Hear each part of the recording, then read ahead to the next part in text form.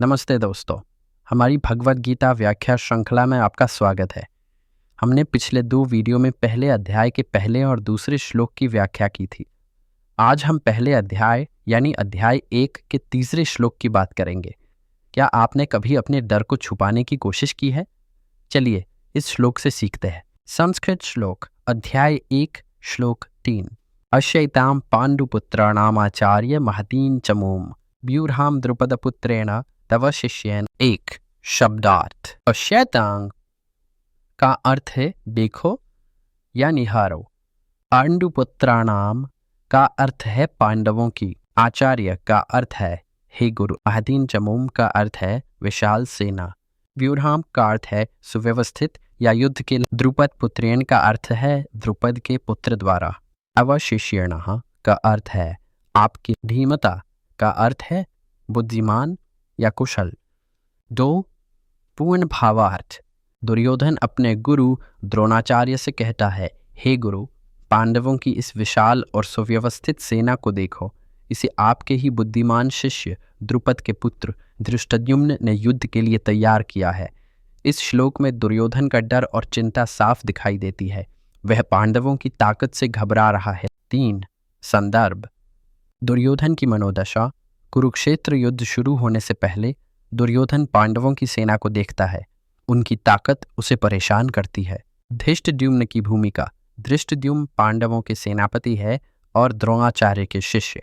दुर्योधन। द्रोणाचार्य का महत्व। द्रोणाचार्य कौरवों और पांडवों दोनों के गुरु रहे हैं। दुर्योधन उनकी निष्ठा सुनिश्चित करना चाहता है। 4 दार्शनिक महत्व। भय और अहंकार। दुर्योधन का डर और अहंकार इस श्लोक में झलकता है। वह पांडवों की ताकत को स्वीकार करता है, लेकिन इसे अपने गुरु के सामने लाकर अपनी श्रेष्ठता दिखाना चाहता है। गुरु शिष्य संबंध। यह श्लोक गुरु शिष्य संबंध की जटिलता को दर्शाता है। धृष्टद्युम्न द्रोणाचार्य का शिष्य है, फिर भी उनके खिलाफ खड़ा है। रणनीति। दुर्योधन द्रोणाचार्य को यह कहकर प्रभावित करना चाहता है कि उनका शिष्य उनकी शिक्षाओं का उपयोग उनके खिलाफ कर रहा है। 5 आधुनिक प्रसंग। नेतृत्व में असुरक्षा। दुर्योधन की तरह कई लोग दूसरों की ताकत देखकर घबरा जाते हैं। सच्चा नेतृत्व आत्मविश्वास से आता है। तुलना से बचें। यह श्लोक सिखाता है कि दूसरों से तुलना करने के बजाय अपनी ताकत पर ध्यान देना चाहिए। रणनीति का महत्व। धृष्टद्युम्न की तरह हमें अपने लक्ष्यों के लिए रणनीति और तैयारी पर ध्यान देना चाहिए। 6 तुलनात्मक। श्लोक 2 और श्लोक 3। श्लोक 2 में दुर्योधन पांडवों की सेना को देखकर द्रोणाचार्य से बात शुरू करता है। श्लोक 3 में वह धृष्टद्युम्न की बुद्धिमत्ता का उल्लेख करता है। यह उसकी बढ़। दुर्योधन और अर्जुन। दुर्योधन अपनी चिंता को अहंकार से व्यक्त करता है, वही अर्जुन बाद में श्री कृष्ण से विनम्रता से सवाल पूछता है।